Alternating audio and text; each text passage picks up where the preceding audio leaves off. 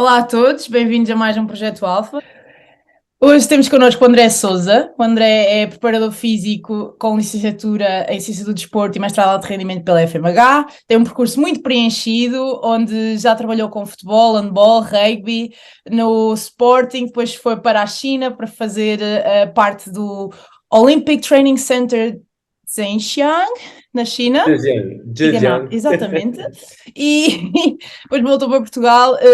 É um dos fundadores da Go Athlete, que é um grupo de preparadores físicos com fisioterapeutas que se baseia principalmente na evidência científica e na avaliação e tratamento e também o treino de performance de alto rendimento de equipas e atletas profissionais. Portanto, temos muito gosto em ter-te connosco, André. Muito obrigado por ter aceito o convite Obrigado, eu. e estamos muito entusiasmados para ouvir um bocadinho a tua ideia e a tua filosofia sobre o desporto de alto Ok, rendimento. vamos a isso, vamos a isso. Olá André, bem-vindo, como a Mariana já introduziu.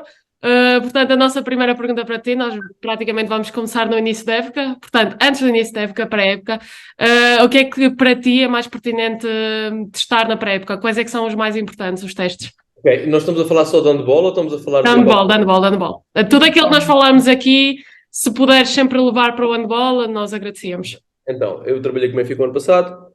Claro que o protocolo de teste, a primeira coisa que nós temos que pensar é que depende daquilo que nós temos disponível. Eu, felizmente, no Benfica o ano passado tinha várias coisas disponíveis, mas também já trabalhei em condições em que não tinha literalmente quase nada disponível. Portanto, eu diria, de uma forma assim, geral e mais ou menos organizada, também para não entrar em pormenores técnicos que não fazem sentido para a maior parte da malta que vai ver isto, eu diria, nós queremos ter um indicador de capacidade explosiva do atleta, quão alto ele consegue saltar, é o teste mais básico. Eu diria que temos que ter indicadores de força de membros superiores e inferiores. O que nós fazemos normalmente é uma curva carga-velocidade, em que nós metemos o atleta no agachamento e no spin e vamos gradualmente aumentando a carga. Isso dá-nos uma curva, carga-velocidade. Não sei se vocês já ouviram falar disso, mas podemos desenvolver mais à frente. Então, dá-nos um indicador de força e também de velocidade ao qual o atleta consegue mover as cargas além da sua máxima. E isto é importante porque se eu tiver dois atletas cujo RM de agachamento é 150, não há nada que me garanta que um deles com 100 não seja muito mais rápido. E a partir do momento em que eu já tenho força suficiente, o que eu quero é garantir que sou o mais rápido possível com as cargas submáximas. Por isso é que nós fazemos esse protocolo com carga progressiva e vamos avaliando a velocidade. Depois, eu diria que é importante ter um teste de resistência. E aqui há várias hipóteses. Nós fazíamos um bronco, ou, com modalidades coletivas fazemos muitas vezes um bronco, porque é um teste fácil de fazer, é um tipo um shuttle com mudança de direção de 1200 metros, depois utilizamos o valor ou o resultado final total com uma certa equação para tentar predizer a velocidade aeróbica máxima.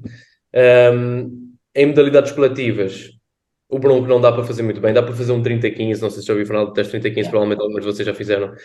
O que eu experimentei já a fazer é fazer um bronco adaptado, ou seja, para modalidades indoor, como o futsal, o handball, se calhar faz sentido, como não temos os 60 metros que são utilizados no bronco, nós fazemos um teste um bocadinho mais curto, fazemos uma ida aos 10, ida aos 20, ida aos 30, ida aos 40 e fazemos isso 6 vezes, que vai bater nos 1200 metros e utilizamos esse valor como um medidor de resistência.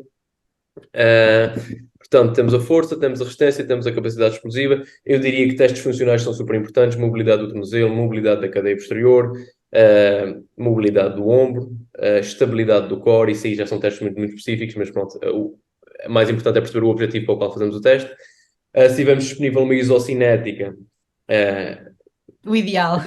especialmente para quem já tiver tido problemas de joelho ou possa ter algum problema de joelho, é importante fazer isocinética de joelho e se tivermos disponível isocinética de ombro para verificar a força entre rotadores externos e internos, especialmente no braço do remate, porque nós sabemos que esse desequilíbrio de forças entre rotadores externos e internos, porque são os rotadores externos que travam o lançamento do remate ou garantem, pelo menos, que o húmero roda bem dentro da cavidade glenoide, é também um teste que eu faria se tivesse disponibilidade. Mas isso aí numa linha muito geral. Claro que eu, antes de uma pré-época, eu acho que cada preparador físico tem que olhar para a equipa que tem à frente, tem que olhar para os equipamentos que tem disponíveis e tem que combinar isso com a equipa técnica. Portanto, nunca é uma decisão, tu dizes-me assim, que teste é que fazes para o handball? Depende. O que me chateia na minha área, cada vez que alguém me faz uma pergunta, a primeira resposta é depende. Exato. E às vezes a malta fica chateada e não percebem que se a resposta não fosse depende, eu não tinha emprego. Claro. Era só Certo. copy-paste. Era só copo, exato, pronto. A resposta é depende. Porquê? Porque é um conjunto de variáveis com os quais eu tenho que jogar que vão ditar a minha decisão final. E os testes também a serem aplicados é mais uma das coisas que também é mais é mais um dos fatores que está sujeito à panóplia de variáveis que variam de equipa para equipa e de condição para condição. Claro. Não sei se respondi à pergunta, já me perdi. Eu gosto de falar. Sim, era Ou seja, isso, não era isso. gosto de falar. Eu acho que hoje em dia já existe muito a ideia de que é importante testar, porque realmente um preparador físico não vai conseguir fazer o seu trabalho a 100% se não tiver uma base para se fundamentar, não é? Mas o que eu acho que está a faltar hoje em dia nas equipas é realmente usar essa base de testes que fez e pôr em prática um plano de treino com base desses testes e principalmente mais tarde reavaliar, certo? Voltas a avaliar depois durante a época. Como é que é esse processo durante a época? Quantas vezes reavalia? Isso é um bocadinho mais complicado do que parece, especialmente em equipas. Por exemplo, eu estive no Benfica ano passado, o nosso calendário competitivo era absurdo. Era absurdo. Certo? Eu cheguei a uma altura que eu tive tipo 12 dias fora de casa sem pôr os pés em Portugal. Portugal Mas continental. desculpa só interromper, tu acompanhavas sempre a equipa? Sim. Ok. Pronto. E repara, quando tu queres fazer um novo teste, tu tens que garantir que as condições de avaliação são semelhantes, senão se tu vais avaliar o teste quando o gajo está fresco e quando o gajo está cansado, o resultado vai ser diferente e não é porque ele piorou, é porque ele está cansado. Pronto, é importante terem noção de todas as variáveis que podem influenciar o resultado dos testes. Em calendários competitivos, como foi o nosso do ano passado no Benfica, é impossível tu garantir as mesmas condições. Não obstante, isso não deve ser dissuasor de tu fazer os testes. O que é que eu faria? O que é que eu fazia? Pegava nos testes mais básicos, diria, o salto vertical sim, que era uma coisa que a gente faz em 5 minutos com os atletas todos. Esses eu fazia mais frequentemente, eu diria, pá, 2 em 2 ou 3 em 3 semanas. Não porque estava à espera de uma melhoria, mas para garantir que não estava ninguém em quebra. Não, para garantir que a gente está aqui, estamos mais ou menos estáveis, porque é o que tu queres quando tu trabalhas com uma equipa sénior. Os testes de força, como fazia da curva carga-velocidade, o que eu fazia era, decidia uma carga para cada atleta de acordo com aquilo que seria o máximo deles, e pontualmente, eu diria de mês a mês ou 2 em 2 meses, no dia em que eu fizesse aquele exercício no ginásio, eu já o avaliava logo no início. Portanto, no início era o protocolo de avaliação e depois eles seguiam naquele exercício a fazer o exercício. Portanto, a ideia era que não houvesse um momento formal de avaliação que quebrasse uma hora de treino, que é uma coisa rara que eu tenha dado o calendário competitivo. Ou seja, imagina, havia semanas que eu só conseguia ir com eles uma vez ao ginásio. Era raros, mas normalmente era 2. Mas quando eu só conseguia... Imagina, eu estar a perder uma dessas sessões para estar a fazer só avaliações, pá, era uma estupidez. Eu não posso perder esse tempo que para mim é preponderante.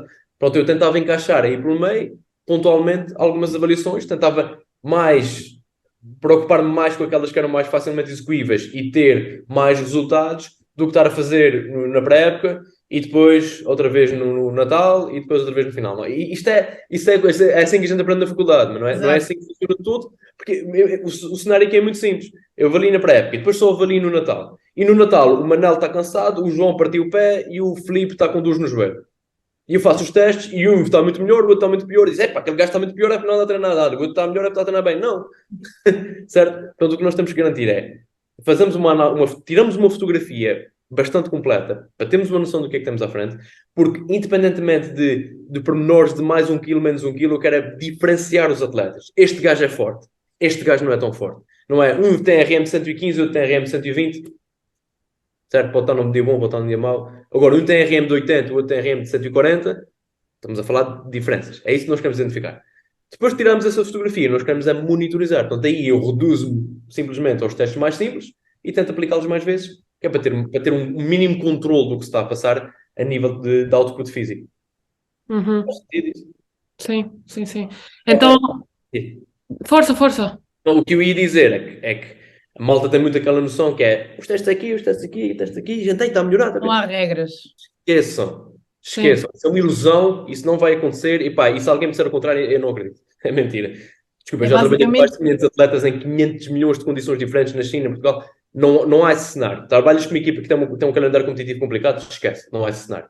Trabalhas com equipas de formação, já é mais disponível. Porquê? Porque os recursos que tu alocas já são um bocadinho mais... Eu diria, se tiveres uma equipa técnica que pensa bem, tu estás mais preocupado em garantir que os atletas se desenvolvam, não necessariamente fisicamente, mas mais porque eles se desenvolvam do que necessariamente que eles compitam para ganhar.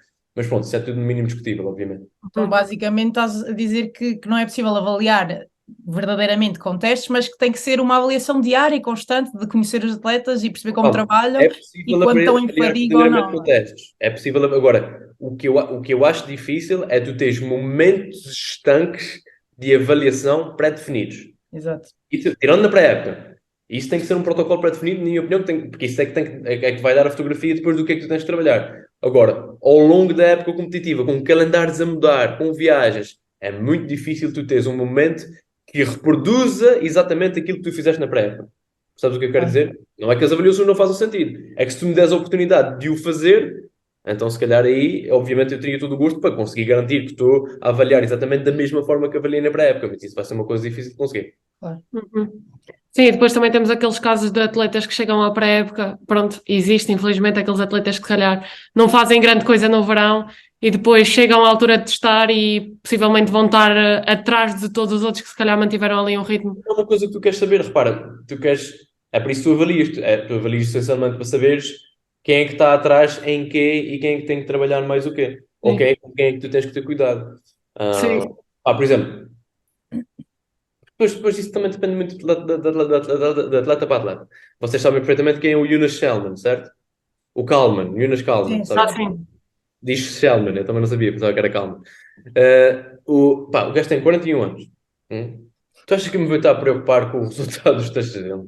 O gajo é uma máquina, joga bem, está disponível, nunca teve lesões. Eu vou-me estar a preocupar. Não, Jonas, tu não tens que trabalhar isso, tu tens é que trabalhar isso. Não, o teu teste está uma merda, tens que ser melhor. é uma merda, tu estás uma merda aqui, tens que trabalhar. Não, malta, não, o gajo tem 41 anos, já é bom. Eu literalmente, com o Jonas, eu cheguei ao pé dele e disse assim: olha, o que é que tu fizeste até agora? E ele fez assim, assim, assim. Ok, então continuas a fazer. Mas isso é muito importante com os jogadores mais velhos, não é? Eu acho que também já cheguei a um ponto, por exemplo, com a minha. Que é Com a mega minha... heterogéneo. Desculpa? Estava só a dizer que é importante porque eu já cheguei a um ponto com o meu plano de ginásio em que já encontrei o meu ponto Isso é ideal, ponto repousado. importante.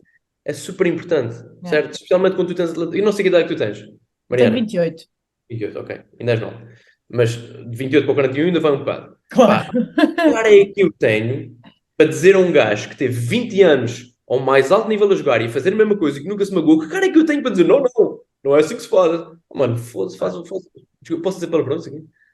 Como quiseres. É que eu Depois eu vou bem. vou-me sair. Não, Yeah, não, yeah, não. não. Força.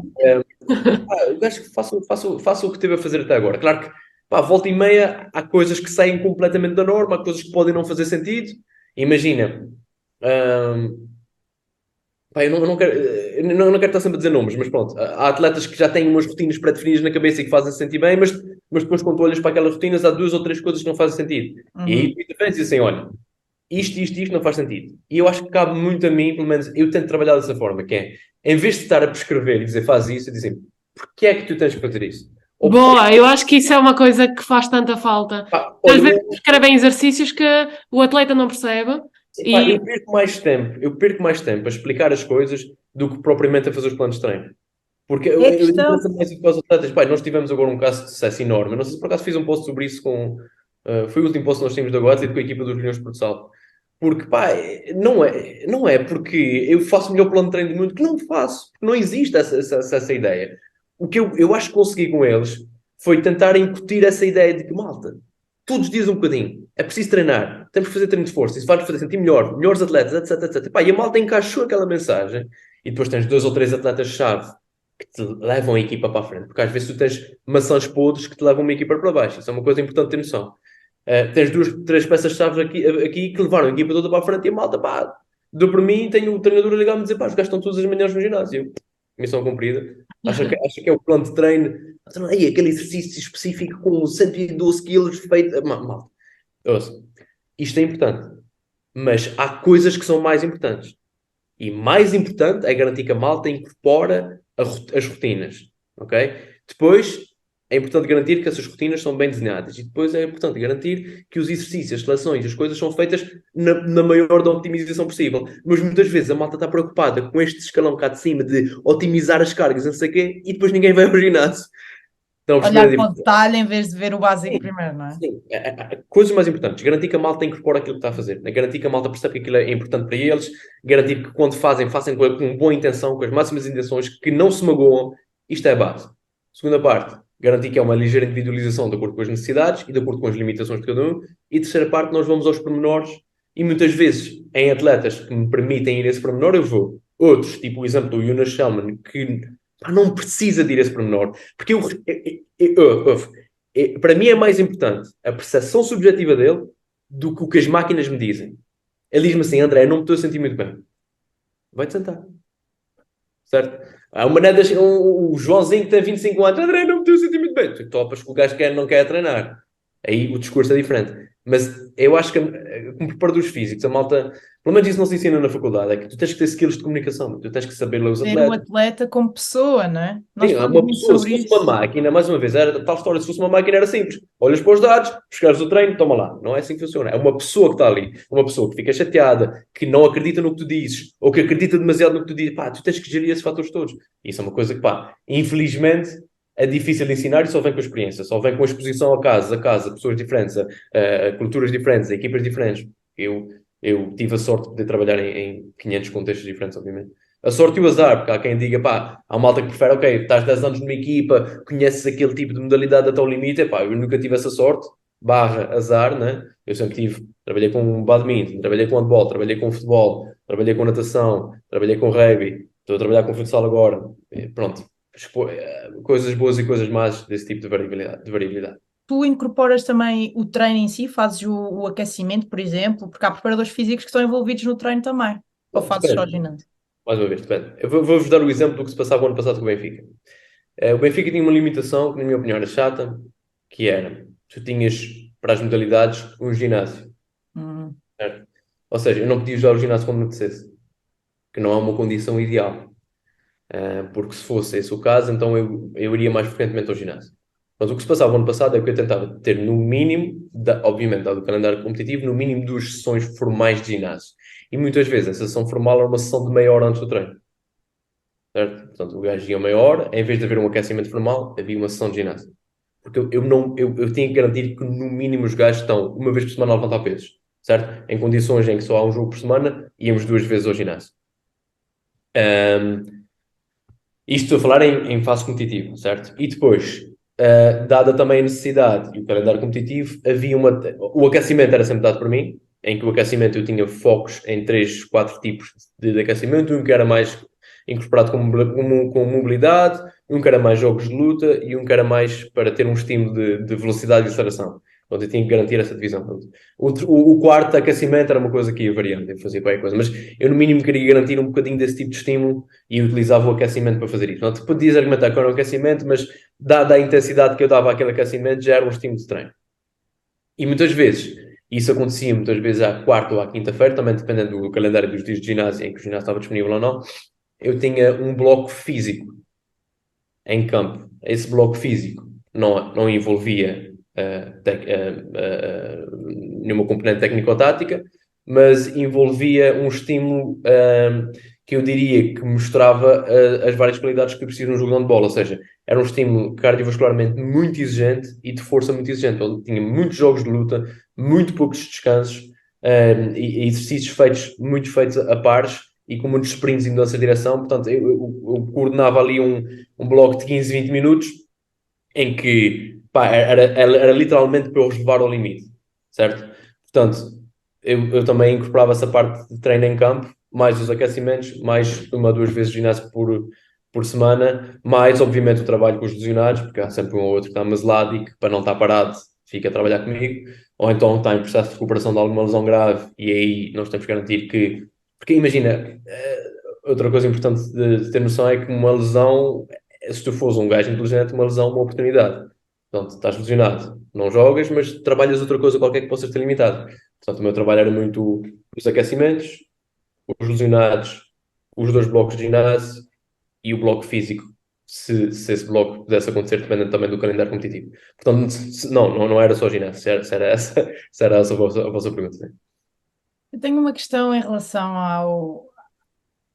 à semana ideal de um clube, porque muitas vezes acontece, principalmente no handball feminino, em que não é tão profissional, e infelizmente temos este problema, muitas vezes não há preparadores físicos, ou há uma pessoa que não é da área, que desenha um programa de ginásio, de treino de ginásio, e esse treino é usado a época inteira, as mesmas cargas, tudo igual, e a minha pergunta é, para quem está neste contexto, quem tem um plano de ginásio em que não percebe que não encaixa naquilo que precisa, como é que pode contornar isso fazendo o seu trabalho extra, Paga ou o ético. quanto disso é que vai ser contraproducente, porque muitas vezes eu sinto que quando sigo um plano que me foi dado, que é só maluco, eu tive uma, foi quando fiz a minha lesão, foi há 2 anos, tive um plano de ginásio que eram quase 2 horas, eram 18 exercícios, 4 sets de 12 repetições cada uma, explosivas, diziam eles, explosivas. Não, 12 repetições explosivas, 4 sets, 18 exercícios.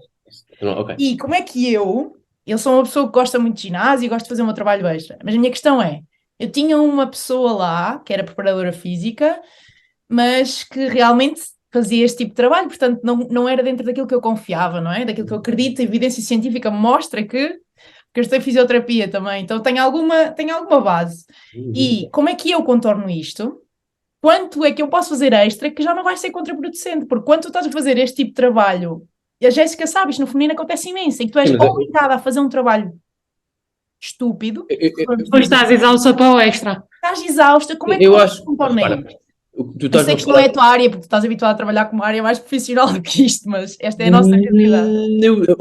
Eu já estive nas realidades todas, confia em mim. Ok. Já estive em ginásios que estavam os pesos todos partidos e enferrujados e já estive com equipamentos que eu nunca na vida vou ter dinheiro para comprar. Portanto, eu já estive nos contextos todos. Isso, e para mim, eu gosto de acreditar que isso é uma mais-valia. O problema que tu me estás a falar é um problema de comunicação, essencialmente. Quando tu estás-me a perguntar, eu como atleta, como é que posso dizer que o que me estão a mandar fazer é uma merda? Eu não te consigo responder isso porque eu nunca estive do vosso lado. Agora, eu acho que passa muito por garantir uma boa comunicação, mas agora, a partir de eu estou a dizer isso, mas se a pessoa que te obriga a fazer as coisas é um atrasado mental. Sim, a questão é como é que eu treino, ou seja, quando eu faço este tipo de treino que sei que me está a prejudicar e que eu Tu estás a preciso dizer fazer o como é meu que tu tipo de treino, disfarças, é isso que estás-me a perguntar? ou como é que vale a pena fazer o meu trabalho extra e já trabalhar em fadiga, trabalho na mesma Não, que eu não, acho que não, vale a não, não, pena? não. Ou estar em fadiga, estou em fadiga e assumo que não há nada a fazer. Vê a coisa, deixa-me ver como é que É esse o eu posso problema, não falar é? aqui à fisiologia para te explicar isto.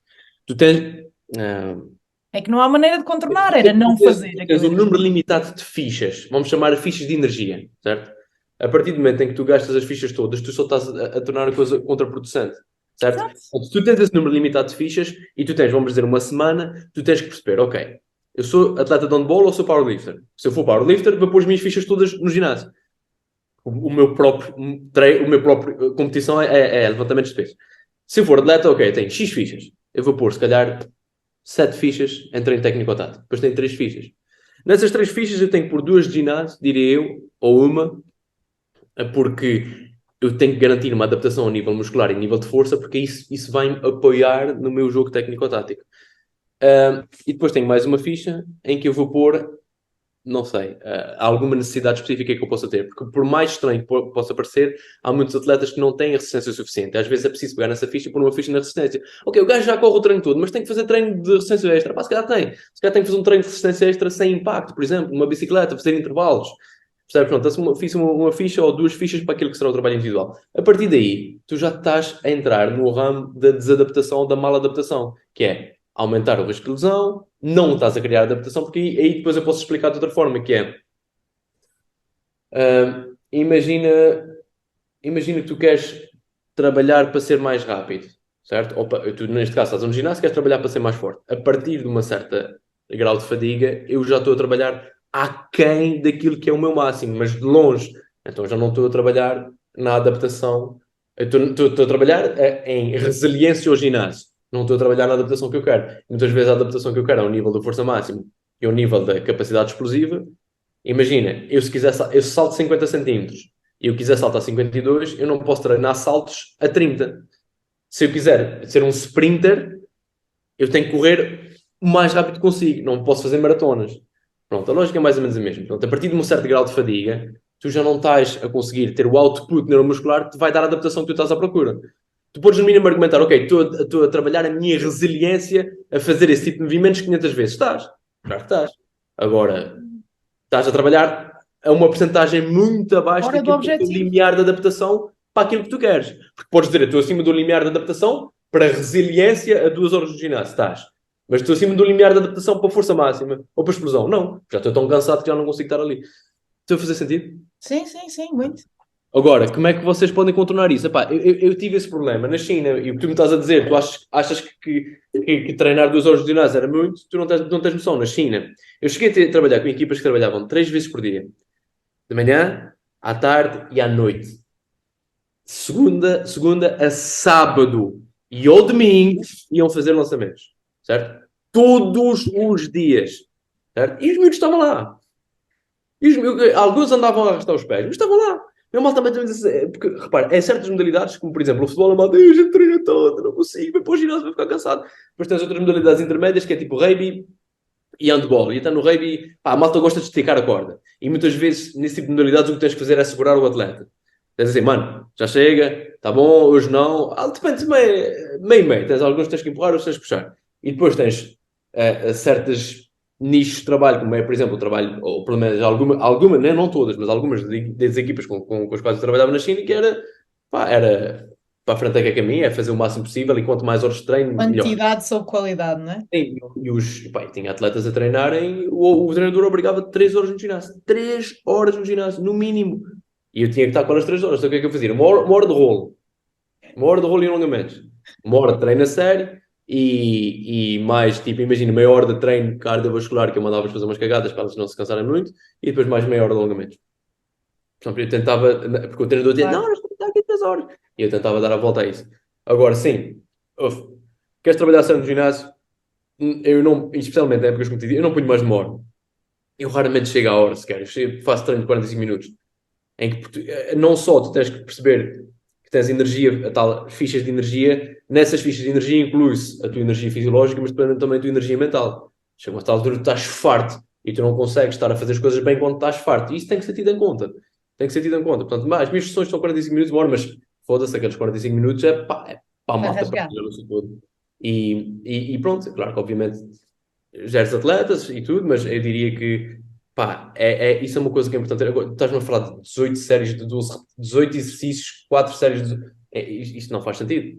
Não faz sentido porque não. Explosivo! O quê? Explosivo! Tipo lanche, subida à caixa, Explosivo, explosivo. as 12 repetições. Não há explosividade que dure 2 horas. Não, nem há explosividade que tu faças 12 repetições, ou não? 4 sets de 12 repetições. Quer dizer, não. Ok, já estamos a entrar em termos um bocadinho mais técnicos. Tu és sempre o máximo explosivo que consegues, mas isso reverte para o que eu estava a dizer há bocado, claro. Que é, tu sabes que a partir de um certo limiar, tu já não estás a trabalhar na tua capacidade de explosão máxima, estás a trabalhar na tua resiliência a aguentar aquela carga. Eu acho que é importante também... Queres ser um maratonista ou queres ser um sprinter? Tu queres ser um maratonista, tu tens que fazer 500.000 repetições, ou tens que correr quilómetros. Queres ser um sprinter? Não tens que correr quilómetros, tens que correr rápido. Pronto, é a mesma coisa. Pronto, o que tu vais fazer para o ginásio é garantir que tu tornas mais forte e mais rápido. A partir de um certo número de repetições, tu já não estás a trabalhar naquele objetivo. Tu estás a trabalhar abaixo de um limiar de adaptação para aquilo que tu queres, que neste caso é a explosão ou a força máxima. Aliás, eu estava mesmo agora a fazer um post sobre isso, estava a escrever um post que vou lançar agora sobre isso.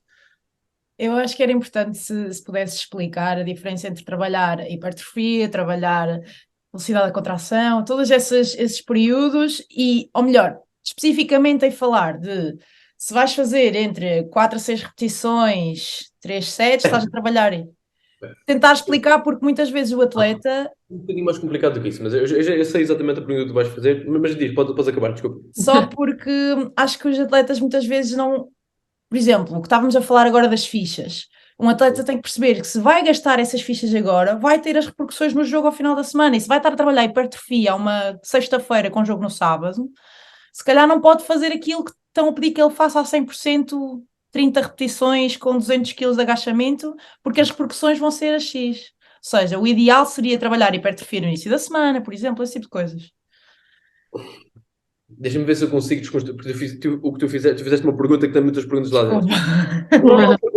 Sem problema. Deixa-me ver se eu consigo desconstruir, porque eu quero garantir que sou claro, não quero confundir ainda mais. Vamos ficar a dividir as duas coisas primeiro. Vamos começar com a diferença entre trabalho para hipertrofia, que é o aumento da massa muscular, e trabalho para o aumento da força máxima ou explosão. Okay? Vamos dividir esses dois, que no mínimo todos são divisíveis ainda mais, mas vamos só fazer essa distinção relativamente generalista. Okay? Quando tu trabalhas para hipertrofia, tu queres... A variável mais importante, e os estudos que têm saído agora, a variável mais importante é o caráter de esforço. Ou seja, tu tens que garantir que leves o músculo ao limite, não só a nível de sobrecarga de intensidade, porque isso ativa os mecanorreceptores, mas também a nível de fadiga metabólica. Por isso é que tu queres levar o músculo até ao limite. E isso é que te vai maximizar a adaptação a nível hipertrófico. Ou seja, o problema é que isso causa muita fadiga. Certo? Ou seja, estás a maximizar o teu processo adaptativo ao nível da hipertrofia, mas também estás a induzir muita fadiga a nível muscular. Este é o problema da hipertrofia, certo? Por outro lado, quando tu trabalhas com força máxima, já entra um bocadinho mais naquilo que eu estava a dizer, tu tens que, se eu quero aumentar qualquer coisa no meu limite, seja força máxima ou explosão, eu tenho que trabalhar perto desse limite, certo? Das duas uma. Eu faço as coisas à máxima intenção e é possível trabalhar força máxima com cargas submáximas, desde que elas sejam feitas à máxima intenção, ok? Mas a partir daí, eu começo numa série ao longo das repetições, eu começo a entrar numa certa fadiga que já não me permite ter um output que representa a adaptação para a força máxima, certo? Ou seja, vamos supor que eu ponho 50% do meu agachamento, certo? Se eu fizer a minha máxima intenção, as 5, 6, depende do atleta, mas até às minhas 7, 8 repetições feitas com a máxima velocidade, eu consigo trabalhar na minha máxima velocidade de contração. A partir de uma certa altura, já tenho tanta fadiga que já estou a trabalhar na tal resiliência, certo? Pronto, existe aqui essa distinção que é importante fazer.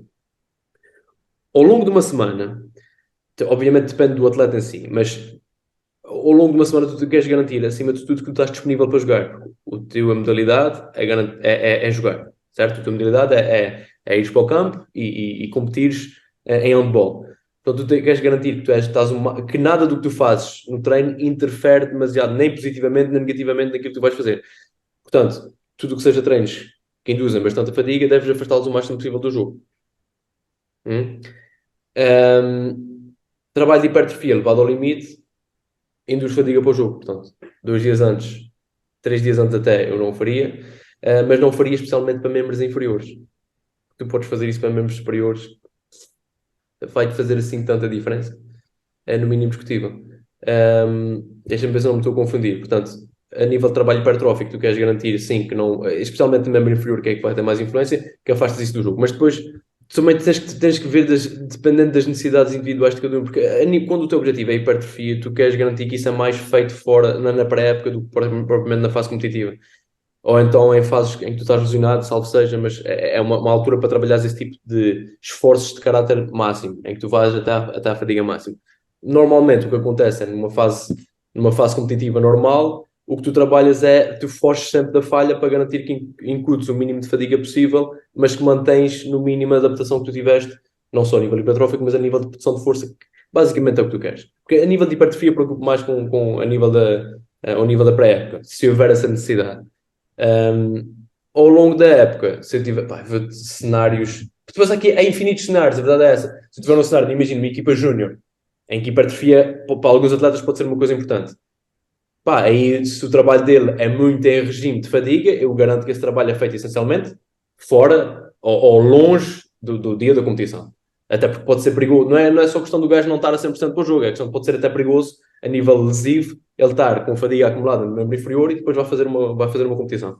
Mas eu já me perdi na minha linha de raciocínio, para dizer a verdade, mas eu não sei se fui claro ou não. Era a questão de trabalhar hipertrofia no início da semana ou nem sequer, trabalhá-lo mais especificamente na pré-época e depois durante a época e mais perto do jogo. Só para ser um bocadinho mais claro, falando de uma equipa sénior, esse tipo de trabalho a nível hipertrófico tem que ser feito um bocadinho mais na pré-época, que é tu garantires esse processo, se houver essa necessidade, esse processo adaptativo numa fase em que não há competição. A partir do momento em que começa a haver competição, o ginásio é mais uma ferramenta de manutenção. Portanto, tu queres evitar que ela produza grandes níveis de fadiga. E depois tu tens gajos, tipo um Bellon, que têm todos os dias que ir ao ginásio, e a única coisa que eu dizia era, evita fazer perna. O Bellon chegava a ir ao ginásio no dia do jogo. Fazer cargas máximas. Tudo bem. Parte de cima, ok? Parte de baixo, cuidado. Podes ter um estímulo que seja submáximo e nunca um estímulo máximo, porque senão estás a levar fadiga para o jogo que é daqui a uma hora. Certo? Mas depois há muita... Porque, mais uma vez, a variabilidade é tão grande e há tantos preconceitos em relação a isso que é o quê? Não podes fazer ginásio no dia antes ou não podes fazer no ginásio do dia. E eu tinha gajos a fazer ginásio no dia do jogo e sentiam-se bem. E eu tinha um plano de treino prescrito para alguns específico para isso. É um plano de treino que vamos chamar de ativação. Certo? em que o gajo metia uma carga de 50%, 60% e fazia 2, 3 repetições, à máxima intenção. E já ia ser um bocadinho mais ativo para o aquecimento. Agora, a diferença entre prescrever 2, 3 repetições e prescrever 12, é a diferença entre o gajo estar a ir cansado para o jogo e o gajo estar a ir mais ativo para o jogo. Pronto. A pergunta que tu fazes parece simples, mas a verdade é que é um bocado complexa. Percebes? Portanto, a nível de hipertrofia, eu diria mais na pré-época. Ao longo da época, eu diria que tu tens que gerir o volume que atribuis para garantir que tu continuas a manter a adaptação que tens, mas que não levas fadiga para a competição. Se for numa equipa sénior, é o mais importante que tu tens que fazer. Eu não sei se me perdi demasiado em conversa. É isso, Não, eu acho que ficou respondendo sim. Sim, sim. É complicado estratificar isso sem perder um bocadinho de tempo para pensar, claro. Porque é o que eu estava a dizer, a pergunta que tu fazes tem várias perguntas escondidas. Claro. Sim, acho Era que... mais só para proteger o atleta, porque nós estamos a falar para um público de atletas profissionais, como nós, não é? Que já se pressupõe que fazem um trabalho de ginásio extra, já se pressupõe que têm este trabalho todo por trás. E já estamos no outro lado da moeda, que é a gestão para não entrar na fadiga e não o trabalho básico de... Sim, eu para gerir a fadiga, repara, era o que eu estava a dizer, eu geria, há uma maneira muito ótima de tu gerires o estímulo que tu estás a dar em cada uma das repetições, que é medir com a velocidade, que é uma das coisas que nós fazemos aqui. Nós metemos o encoder, ligamos e dizemos a partir de X% de perda de velocidade, parou a série. E é uma maneira muito exata de eu te conseguir dar o estímulo neuromuscular que quero sem entrar no reino da fadiga. Estás a perceber? Portanto, eu estou a garantir a adaptação, mas estou a otimizar aqui entre adaptação e fadiga, certo?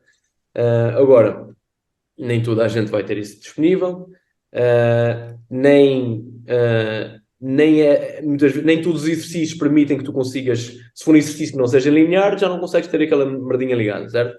Mas tu podes tirar os princípios que tiras daí para o teu treino. Como é que tu tiras os princípios? Não ir até à falha. Não ir até à falha. Ok, estás a manter a adaptação a nível hipertrófico mais ou menos, estás a manter a adaptação a nível do output de força e de potência se os fizeres à máxima intenção, mas não estás a induzir fadiga que possa comprometer um jogo. Pronto, mais uma vez, eu tenho gajos tipo Balón que no dia do jogo faziam ginásio, mas tinham a intenção a isso. O gajo não se matava, especialmente nos membros inferiores, porque sabia que isso ia levar fadiga para o jogo. Mas os gajos diziam, pá, eu sinto-me mais ativo, eu sinto-me bem quando faço isso, quando ponho algumas cargas, mesmo cargas submáximas. Só que, pá, 1 ou 2 repetições, certo? Ativa-se, sente-se bem, está ali ligado, só que não leva fadiga para o jogo. E eu estou a falar do exemplo extremo que é no dia do jogo. Porque muitas vezes é aquela cena, não podes sequer estar no ginásio 2 dias antes, nem podes Isso cheirar. é muito nórdico também. Os Quê? nórdicos fazem muito de ginásio no dia do jogo. Pronto, tens aí o exemplo. Yeah. Mas não pode ser preto e branco, porque tu não podes classificar o ginásio como um processo fisiológico. O ginásio depende do que tu vais lá fazer. Então, tu tens que perceber que tipo de processo é que eu posso fazer perto do jogo, que tipo de processo é que eu não posso fazer. Levar exercício até à falha com um caráter que maximiza a hipertrofia, especialmente em membros inferiores, perto do jogo, não. Posso fazer exercício com um caráter submáximo, com intensidades até relativamente elevadas, mas caráter submáximo que não me induzem fadiga, posso. E até isso até me ajuda na ativação, porque há uma coisa que se chama o Post-Activation Potentiation, não sei se vocês já ouviram falar do PAP. No handball é uma coisa que se gosta muito de fazer, que é fazer a força de contrastes, é como a malta chama no handball. Pronto. A ideia é um bocadinho essa, tu levas ali um bocadinho de ativação que pode-se repercutir no jogo. Se fores ver todos os atletas, todos os sprinters, no backstage, os gajos estão todos a fazer agachamento com as suas cargas máximas e submáximas. Certo? Ok, acha que um sprinter se pode dar ao luxo de levar a fadiga para o sprint? Não, o gajo tem que estar no seu máximo. Mas para atingir o seu máximo, se calhar o gajo tem que ter aquele atleta específico que precisa daquela ativação, obviamente garantindo um caráter de esforço não máximo. E quando eu falo em caráter de esforço, repara, eu não sei se estou a ser claro quando eu digo caráter de esforço. Uma coisa é a intensidade. A intensidade normalmente é definida de acordo com a porcentagem da minha repetição máxima. Se eu fizer 100%, se o meu máximo no spin for 120 kg e se eu fizer 120 kg, eu estou a fazer a minha intensidade máxima. Mas depois, se eu puser 100 kg, eu estou para aí a 80% e eu posso fazer 100 kg com um caráter de esforço máximo, ou seja, posso ir até à falha ou posso fazer um caráter de esforço submáximo. Posso fazer os 100 kg 3 vezes, ou 2, ou 1. Isso é um caráter de esforço submáximo. Portanto, é importante garantir que não fazemos caráter de esforço máximo, porque isso é como vai induzir mais fadiga. Não sei se ficou claro. Sim, sim. É que às vezes essas coisas são muito claras na minha cabeça e automatizadas na minha cabeça, porque às vezes eu nem penso nelas de uma forma verbal. Aquilo é automatizado quando eu faço um plano de treino, ou quando eu prescrevo o treino, ou quando eu giro uma semana. Mas muitas vezes, quando pessoas como vocês fazem essas perguntas, eu tenho que pensar para desconstruir de forma verbal o meu processo de pensamento que já está automatizado. Nós estivemos a falar um bocadinho sobre aquilo que devemos fazer antes do jogo, no dia do jogo, mas eu também sou daquelas pessoas que também já foi treinar após o jogo, e não sei se isso é certo ou errado, e eu queria saber a tua opinião sobre isso. Eu já tive várias vezes casos desses em que, imagina, quantos minutos tu jogaste? Os 60 minutos. Não diria 60, mas à volta de 40, algo Mas assim. mesmo sendo os 40, tu podes ter 40 minutos em que não fizeste nada e podes ter 40 minutos em que tu correste desalmaste. Exato. Vou-te garantir uma coisa. Se tu estiveres rebentada, tu não vais ter vontade de ir para o ginásio. Uhum. E Se for um garanto-te. castigo mental, é que eu acho que nesse caso é um bocadinho de o jogo foi uma merda, vou ao ginásio. Está bem, mas sentia-me bem para treinar, percebes? Ok. A minha opinião aqui é bastante simples. Eu confio na percepção subjetiva do atleta. Eu já tive isso a acontecer N vezes e o Bellon é um exemplo disso. Certo? No dia em que a gente foi a Nantes, eu nunca mais vou me esquecer dessa semana. No dia em que a gente foi a Nantes jogar, não sei se vocês viram esse jogo, em que nós empatamos lá com Sim. 5 gajos fora, 3 com Covid e um lesionado e outro doente. Não sei se vocês lembram disso. Fomos lá ainda e empatamos. Nós, até no line-up inicial, tínhamos 10 gajos, e o Nantes com 18. Pronto. E nós empatamos lá. E o Balão nesse dia treinou de manhã, ao meio-dia, não tínhamos ginásio, foi para a sala de vídeo comigo fazer exercícios com resistência do peso, e à noite jogou, e jogou da maneira que vocês sabem que ele joga, que é só há uma maneira, que é no máximo. E nesses casos específicos, eu confio muito na percepção subjetiva do atleta, porque o atleta tem tanta experiência e conhece o seu corpo também, que é um exemplo igual ao Jonas Salman. Quem sou eu para dizer, pá, não vais treinar? Epá, eu acho isso horrível. Se eu tenho um atleta que sente-se bem fisicamente, uma coisa é eu ter um atleta como tinha na China, que era, o gajo vai treinar todo arrebentado, porque sabe que ele está a mostrar ao treinador que ele faz o que o treinador quer que ele faça. Isso é uma coisa. Agora, felizmente, na maior parte das equipas que eu tive, isso não acontecia. E eu tenho um atleta que tem a liberdade para ir para casa e diz assim, eu não quero ir para casa, eu sinto-me bem, eu quero pôr um treinozinho porque não corri o suficiente ou porque sinto que consigo aproveitar aqui esta pá. Eu vou dizer que não, mano. Não vou dizer que não, mano, porque só se o atleta tiver algum problema mental de cabeça, por um gajo obsessivo, compulsivo, em que vai se rebentar para o ginásio todos os dias. Mas isso, pá, eu nunca tive um caso desses. Pronto, o que eu tenho é, quando o atleta está cansado, o gajo sabe que está cansado. E não se vai enfiar no ginásio. Portanto, se o gajo não está cansado, eu vou dizer, não faço ginásio. Porque... Não, se tens vontade, se vai treinar, mano. Acho muito bem. É isso que nós queremos ouvir. Sim, e agora, claro, com algo... A cena é que, eu digo, claro, com algum cuidado, mas pá, o cuidado é implícito, tu sabes se estás rebentado, e se estás rebentado, o teu corpo está-te a dizer para tu não ires treinar, epá, isso... Claro. Não há muitos gajos que estão todos arrebentados no jogo e querem ir para o ginásio a seguir. Então, eu nunca tive caso desse, tirando dos casos específicos, às vezes em que há outros valores que não necessariamente uma adaptação fisiológica que tu tens a mente, há outros valores de género de estou pressionado porque está ali o treinador, ou está ali não sei quem, ou os gajos querem que eu treine, isso é outra coisa. Mas a partir do momento em que tu confias que a pessoa não tem esse tipo de pressões e o gajo tem vontade de ir para o ginásio, pá, foda-se, quem sou eu para dizer que não? Força, vai, vou contigo. E ficava muitas vezes com os atletas a seguir ao jogo e a seguir aos treinos. Nós começamos a criar um grupo de atletas, pá, porque imagina, especialmente em trabalho de membros superiores, cuja a fadiga pouco me importa para modalidades como a de bola. Pá, podes argumentar, mas o remate, pá.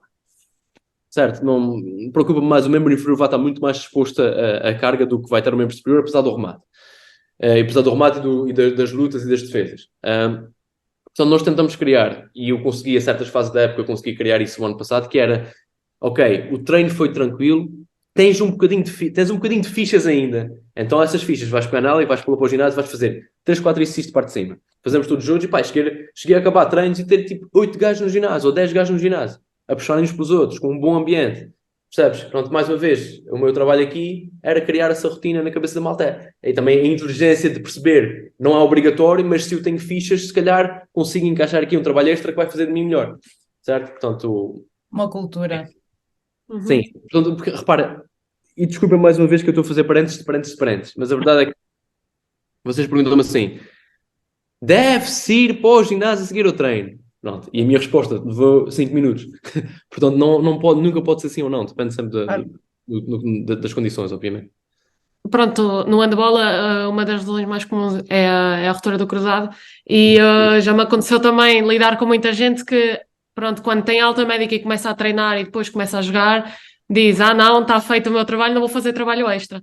Qual é que é o teu conselho para esse género de pessoas que não que acha que é assim, mas o que deveria ser após uma ruptura do cruzado em que temos que manter algum protocolo, que é para continuar ali a reforçar aquele membro? Deixa-me ver se eu consigo ir por fácil. Eu já trabalhei com. Aliás, nós trabalhamos aqui. Sabem quem é a Inês Viana, do Sim. basquete? Pronto, ela há uns anos fez a parte de reintegração. Ela teve uma cruzada anterior, infelizmente teve um menisco há pouco tempo também. Como a Mas, Mariana. mas ela teve um cruzado anterior e ela fez a parte final, naquilo que, que eu gosto de chamar a reintegração. Não é a reabilitação, porque reabilitação é mais de equipa clínica. Aquilo que eu gosto de chamar a reintegração, ela fez aqui connosco. Agora. Tu tens que ter algo, para já tu tens que ter alguns valores minimamente objetivos das limitações que tens. Eu estive a responder algumas perguntas sobre isso outro dia nas stories lá no GoAthlete, em que tu tens que perceber, vamos imaginar que tu estás com 5, 6 meses, tu tens que perceber mais ou menos, porque há uma variabilidade muito grande. Tu podes ter um déficit posteriores da coxa, podes ter um déficit entre o rácio posteriores e quadricípite, podes ter um déficit da túrgia, é por isso que nós avaliamos. De fase a fase vais avaliando para perceber que necessidade é que eu tenho. E numa fase inicial de um processo de reintegração, porque eu vou falar sempre dentro de reintegração. Os primeiros 4 meses eu não sei. Eu podia estar a mandar bitites, mas são bitites. Não é a minha área de conhecimento. A partir do momento em que um fisioterapeuta chega ao pé de mim e diz assim, podes começar a trabalhar com ele. Eu passo a vida a ligar para o gajo a dizer, posso fazer isto, posso fazer aquilo. Isto é comunicação entre a equipa médica, é super importante. Agora, tu estás-me a falar daquelas fases finais, eu digo-te assim, é importante garantir rácio quadricípite posteriores, é importante garantir uma boa ativação ao rácio entre adutores e abdutores, que é uma coisa que vai ficar disfuncional, porque tu deixas de pôr o peso naquela perna durante muito tempo, ou deixas de pôr o peso da mesma forma. É importante garantir, obviamente, níveis de output de força unilateral e de explosão unilateral de comparação entre membros, que é garantir que ele está equilibrado. Portanto, isso são os indicadores objetivos que tu tens que garantir que voltem ao normal. A partir disso, já numa fase pré-competição, em que tu estás mesmo já a começar a integrar, tu tens que garantir que estás exposto àquilo que é a variabilidade do teu processo competitivo. Ou seja, respondeste a todas as 5 perguntas, a todas as 5 questões que eu disse, que era rácios, quadricípite ou extensores flexores, rácio adutores abdutores e output neuromuscular de força e de potência daquele membro. Consegues ter isto tudo ok? Ótimo. Então já sabes que podes passar por uma fase um bocadinho mais específica. Mas a verdade é que isto não tem em conta mudanças de direção específicas, não tem em conta aterragens a uma perna com contacto, não tem em conta remates em posição de desequilíbrio. Então tu tens que garantir que há uma exposição gradual a esse tipo de coisas, porque a malta foca-se muito depois nessas questões objetivas. Ok, já tem o rácio, vai para a isocinética, já tem o rácio, ok, podes ir jogar. Não, tens que estar exposto gradualmente, porque depois há um processo de controle motor que é difícil de avaliar objetivamente. Percebes? Tu vais ter. Como é que eu avalio se o teu controle motor, numa mudança de direção, num remate em queda, está adequado entre uma perna e outra? Não avalio. A única coisa que eu posso garantir é que tu estás gradualmente exposto a isso e vou falando da tua percepção subjetiva. Agora, respondendo, isto é a base para a resposta. Atenção. Respondendo à tua pergunta, Jéssica, se é importante continuar a fazer reforço? Pá, provavelmente sim, porque vai ser muito difícil tu continuares ou tu manteres os níveis de todos esses indicadores que eu te disse pré-lesão. Vai haver sempre uma limitação, vai limitação de contração daquele grupo muscular, etc. Então, a maior parte da malta que normalmente incute nesse tipo de lesões ou que contrai esse tipo de lesões, eu diria que provavelmente para o resto da vida vai ter que fazer algum tipo de trabalho que garanta que aqueles indicadores que eu te disse estão nos níveis ótimos. Mas isso também, se tu me disseres assim, vamos fazer a pergunta de outra forma, que é, eu tenho um gajo que tem os níveis ótimos de tudo o que eu quero. Eu tenho um gajo que já joga e já se sente bem. Esse gajo tem que fazer reforço específico para aquele joelho para o resto da vida. É no mínimo discutível. Pode não ter. Percebes? Por isso é que, vamos voltar atrás aqui à conversa, e por isso é que é importante nós termos uma avaliação constante e termos alguns valores objetivos para perceber o que é que aquele gajo precisa e o que é que aquele gajo não precisa. Certo? Seja, esqueci também de outro, que é a própria massa muscular. Tu podes ter valores de output de força às vezes, mas a própria massa muscular está diferente. E é mais um indicador que tu tens que ter. No caso da Inês Viana, ela tinha uma diferença muito grande entre. Ela tinha output de força, obviamente, era diferente, mas isso também se notava entre o perímetro muscular do quadricípite, era completamente diferente. Mas sim, mais uma vez, 5 minutos de resposta para uma pergunta que parece assim: tens que fazer trabalho de força. Depende. Os indicadores, faz aquilo que estás e depois decides o que é que tens que fazer ou não.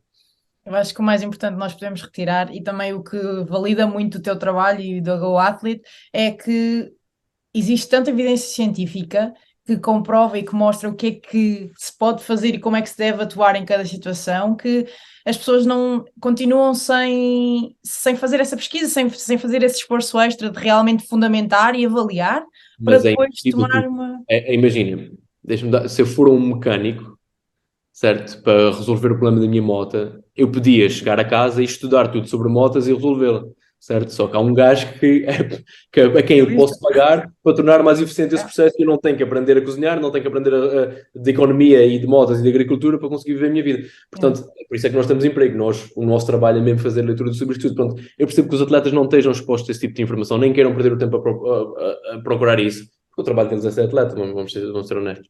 Portanto, eu percebo, por isso é que eu tenho trabalho também, porque o meu objetivo é garantir que tenho aqui uma boa base científica, mas depois aliada a um conhecimento, porque a ciência, eu vou-te dar um exemplo muito simples, ainda em linha do que disse da pergunta da Jéssica, que é cruzado anterior, ok?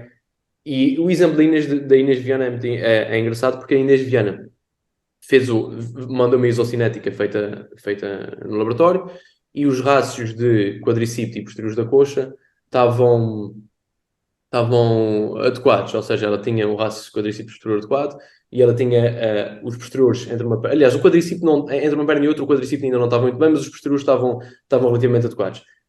Em isocinética,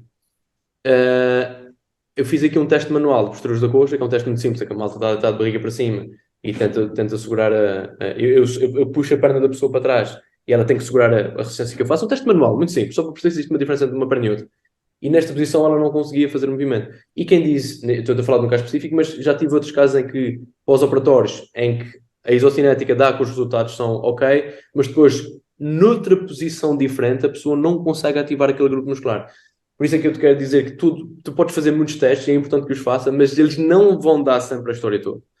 Portanto, é importante ter noção que muitas vezes a ciência tem que ser baseada em testes que permitam resultados objetivos e reprodutíveis, mas nem sempre as condições para garantir esses resultados são representativas da multitude de posições em que tu vais ter que fazer força.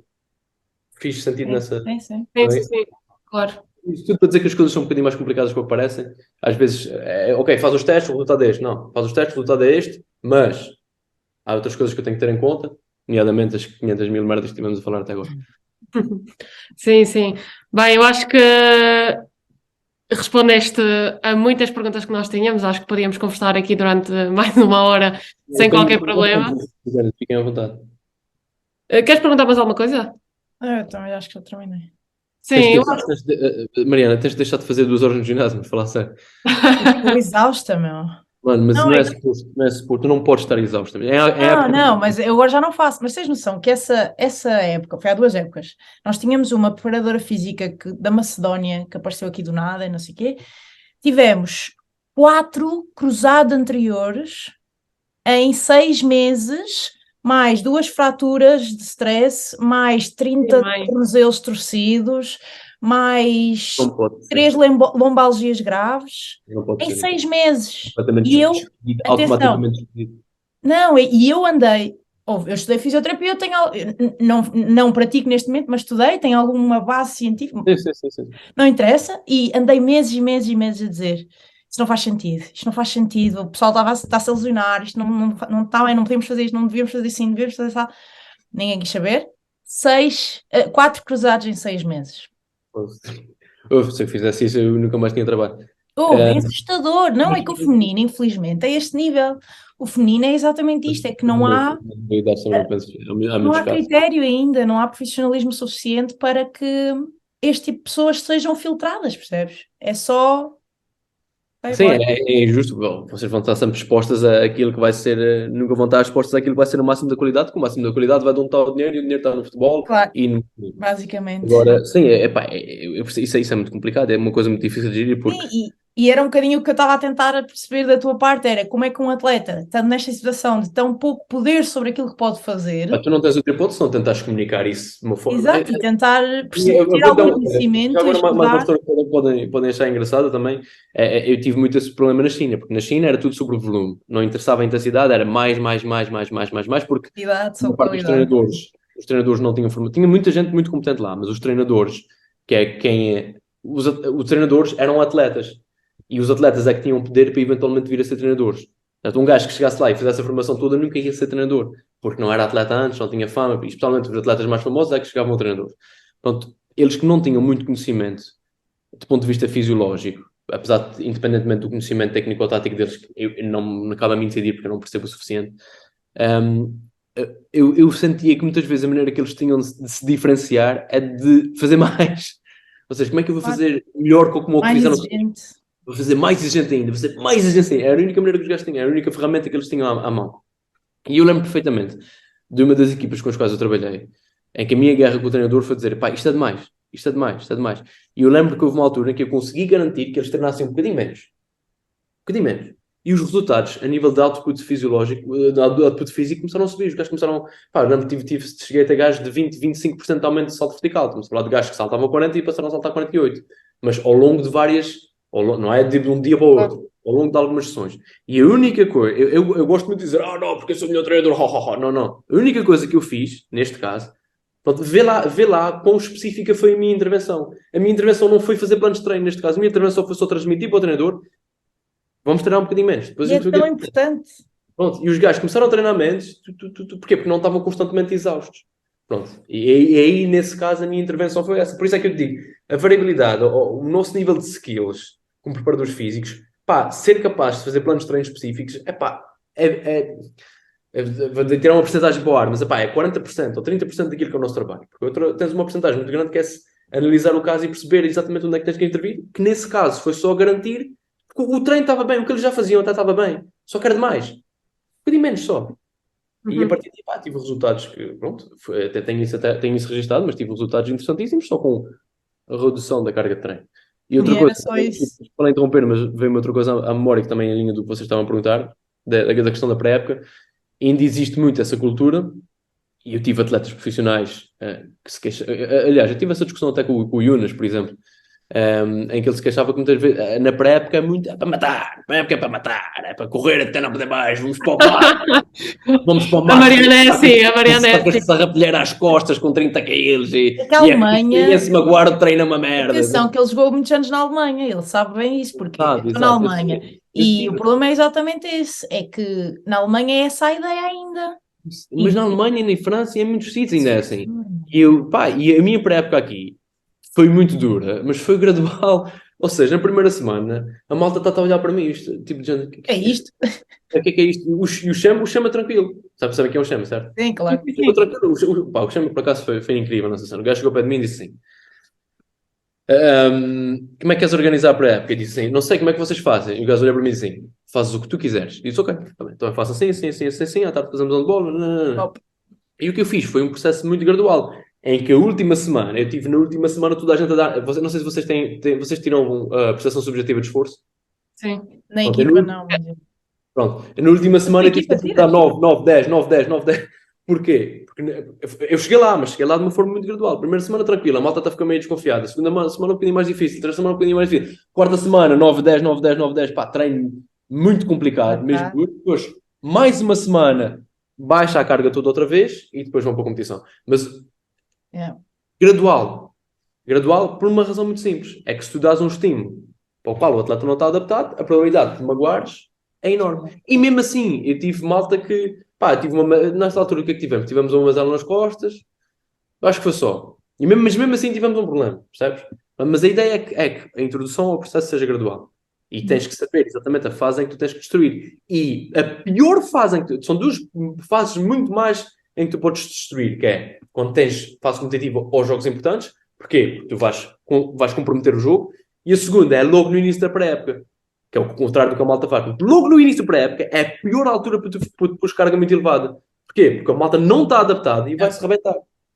A melhor altura para tu pôr carga elevada é 3, 4 semanas a seguir de uma pré-época gradual, em que tu tens ali uma janela de 2 semanas em que podes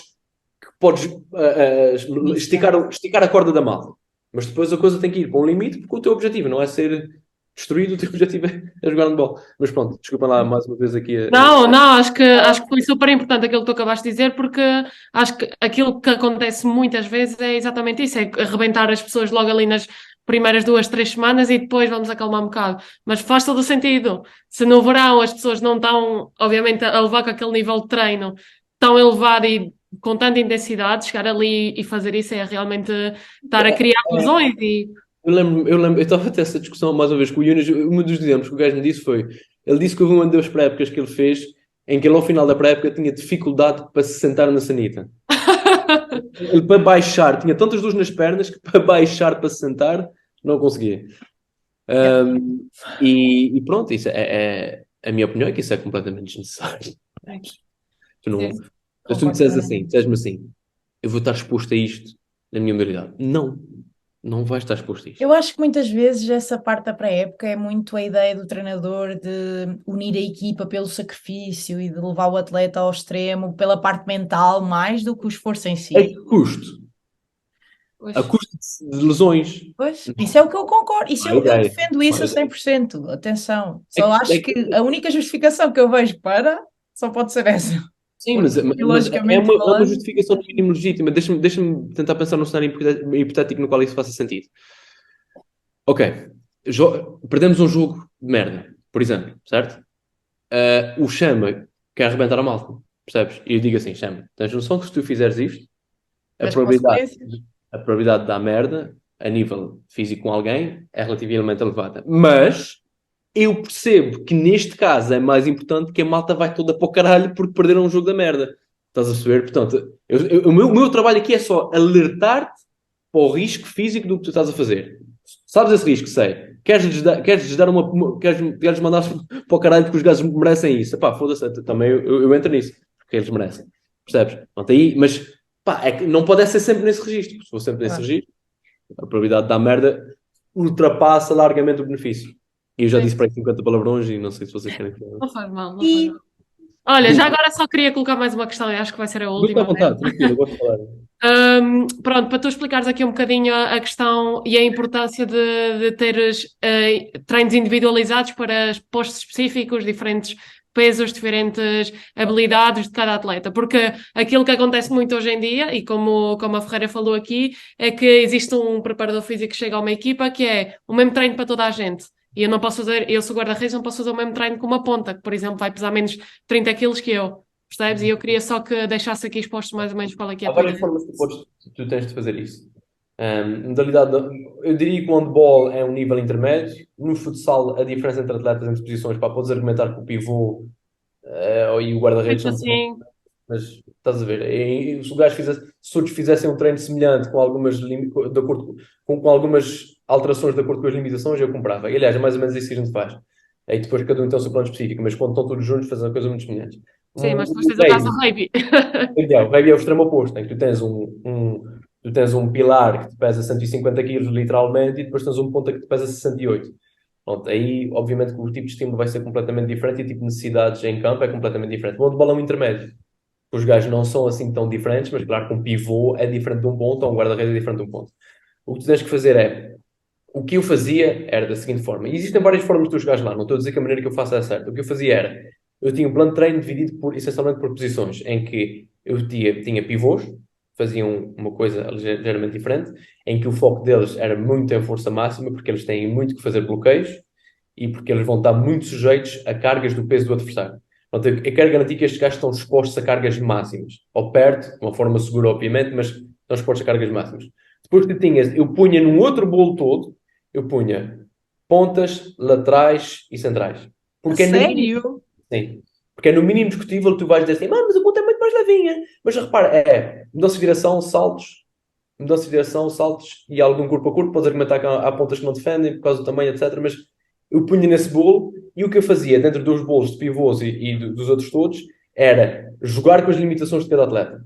Ou seja, este é o treino para estes pivôs, mas o Paulo Moreira não pode fazer isso, o Guilherme Moreira não pode fazer isso, o Alexis não pode fazer isso. No outro bolo, este não pode fazer isso. Até tinha uma lista e depois eventualmente é uma coisa que tu vais verbalizando e já não tens que verbalizar porque eles já sabem o que é que podem ou não podem fazer. E depois no outro bolo tenho os guarda-redes, em que não me interessa, porque os guarda-redes não vão estar expostos à carga externa, certo? Não vão lutar contra ninguém, a única carga que eles têm é o peso corporal. Não quero garantir que eles fazem amplitudes maiores nos seus movimentos, quero garantir que eles são o máximo explosivos e o máximo rápidos em mudanças de direção e em saltos que conseguirem, e o trabalho era feito um bocadinho mais nesse sentido. Agora, foi o que tu disseste, é no mínimo argumentável que eu encaixo um ponta com lateral, se eu tiver um Carlos Martins que mede 1,70 m, que era o único gajo mais baixo do que eu na equipa, e depois tenho um Peter que mede quase 2 metros, eles faziam a mesma coisa. Epá, se tu pensares bem, pensa bem comigo. Saltos, mudanças de direção, corpo a corpo. A questão é que o contacto, um lateral, primeira linha, lateral central, É o tem único muito mais mudanças de direção em contacto. É só, Mas é só essa a especificidade que eu acho que é mais difícil trabalhar numa primeira linha. A única coisa que podes argumentar é que os pontas não vão estar expostos a contato físico, a maior parte deles não defende, certo? E os gajos, quando atacam, pá, atacam, recebem, atacam, os gajos a combatividade deles em campo é muito mais reduzida.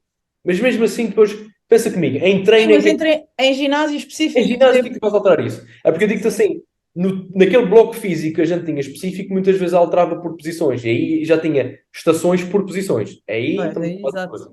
Em que era muitos jogos de luta para a malta do meio, para a malta da primeira linha, para a malta da segunda linha e os pivôs, e estou a falar certo, segunda linha e pivôs, está certo? Primeira linha, laterais, mais luta e pontas, segunda linha. E pontas, saltos em progressão, acelerações e mudança de direção. Aí sim. Em ginásio. Faz sentido. Sim, se calhar aquilo que tu alteras em ginásio, se calhar são as cargas, não? Quê? Se calhar no ginásio aquilo que tu alteras para os pontas, se calhar são as cargas. Dentro daquele bolo que são pontas laterais e centrais. Dentro desse bolo, sim. Sim. Depois tens o bolo dos pivôs que vão estar expostos a grandes cargas e a posições de mais agachados e têm que aguentar o peso dos adversários nessa posição e fazer bloqueios nessa posição. Portanto, o tipo de exercício é um bocadinho diferente, a intensidade é um bocadinho diferente. E depois o guarda-redes, a questão principal será as amplitudes e a aceleração e o salto, e o facto deles não estarem em contacto com ninguém. Mas sim, portanto, a divisão era feita dessa forma, e depois, mais importante do que essa divisão era, isso eu estou a falar só em ginásio, mais importante do que essa divisão era ter em conta as limitações de cada um, porque imagina, agachamento. O agachamento é o go-to exercise para pernas, mas depois tens um gajo que não consegue agachar porque lhe dói as costas. E tu vais dizer assim, não, és torto, faz mas é. E depois o gajo magoa-se e o tolo és tu. Portanto, o que tens que fazer é garantir que aquele gajo faz um exercício que representa ou consegue dar o estímulo que tu queres dar para o membro inferior, mas que não representa o risco, porque se ele não consegue agachar porque não tem mobilidade no tornozelo, ele nunca vai conseguir agachar bem. Ou porque tem um fémur demasiado comprido. Porque é um gajo muito alto que tem um fémur comprido e quando agacha tudo inclinado para a frente, porque é uma questão antropométrica, não tem nada a ver com a técnica dele. Aí tu fazes um step up ou fazes um agachamento na semi-machine, porque ele consegue alterar aqui a posição, percebes? Portanto, muitas vezes o nosso trabalho, e é mais importante o nosso trabalho ser capaz de contornar as limitações do que necessariamente fazer aquilo que é específico. Primeiro, contorna as limitações para garantir que o que tu fazes não representa o risco. E depois, então, especifica de acordo com aquilo que são as necessidades, obviamente, de cada posição e de cada atleta, obviamente. Tens um atleta tens um demis que te agacha 180 kg, pá, mas não pode estar a trabalhar a 80. Percebes? Tens um outro gajo qualquer que te agacha 100, se calhar 80 é um estímulo adequado. Pá, eu raramente vou a cargas máximas, o máximo é 80%. Que é outra história que a gente pode estar aqui a discutir. Eu raramente faço cargas máximas. Queres dar uns valores assim gerais do que a evidência científica diz, por exemplo, 2 vezes o peso corporal, essas coisas assim, só para o pessoal que não tem noção da... Não, só para dar uma base, porque muitas vezes... Eu percebo, mas mais uma vez, isso é uma pergunta com muitas perguntas escondidas. Eu sei, só que o problema do feminino eu sinto, porque eu gosto de puxar, eu preciso de cargas máximas, porque eu sou pequena, tenho que ser muito explosiva, mas muito forte, então esse equilíbrio... Eu não sei qual é a situação, desculpa, não me leva mal. Lateral esquerdo. Mas tenho 1,70 m no meio da Alemanha, 1,73 m, mas no meio da Alemanha, portanto eu tenho que ser muito forte para conseguir levar os contactos, mas manter-me explosiva, e sempre foi um ponto difícil de encontrar. Mas o que eu queria explicar é que muitas vezes ainda tenho que ter este discurso, mesmo na Alemanha, toda a gente acha que eu puxo demasiado peso e que eu faço demasiado ginásio, mas na seleção e em Portugal é muito difícil ter esta conversa, porque as mulheres, infelizmente, ainda têm muito esse medo, entre aspas, essa misconception. Sim. Conceito, exato. Conceito de que uma mulher não... que horror, fazer 120 kg de hip thrust, meu Deus, nunca na vida, tu és maluca. O que é 120, não é? E é isso que eu gostava que tu dissesses, o que é para um atleta de alto rendimento especialmente se tu tiveres a ideia dos valores no feminino, porque eu quando digo ao pessoal, tu no agachamento devias tentar alcançar 2 vezes o teu peso corporal. Duas vezes a demais. Mas repara, ok. Ou 1,5, não é?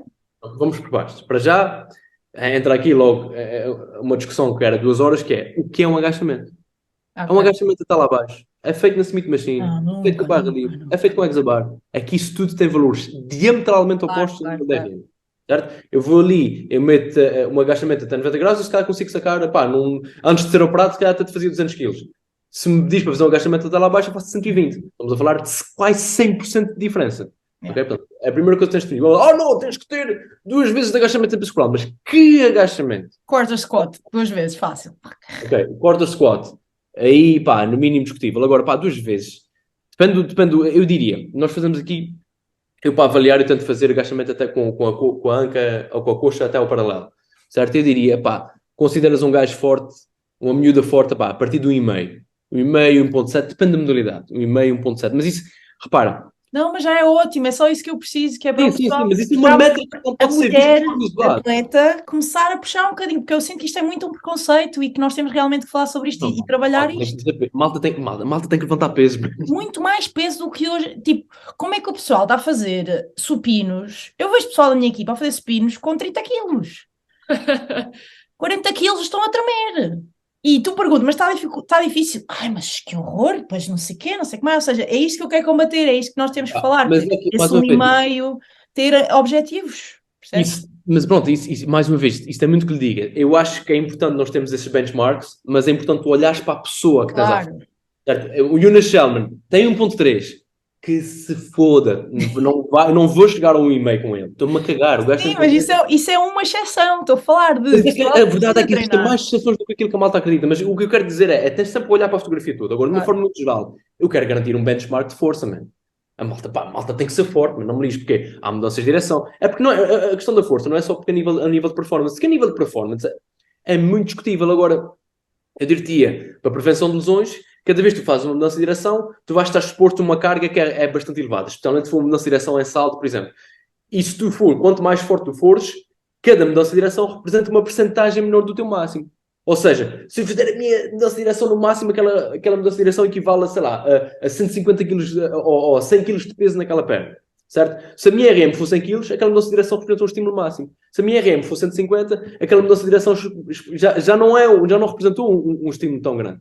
Estás a perceber? Claro. Tu tens que, essa questão da força é muito importante também para a resiliência dos tecidos, para tu garantires que não te magoas. E obviamente a nível da performance, quanto mais forte, nós sabemos, isso é mais do que batido, que tens que ter um mínimo de força e para garantires que existe aliás, tu sabes que existe uma relação entre a tua força e o teu output em movimentos tipo saltos, mudança de direção, travagens, etc. Até um certo ponto.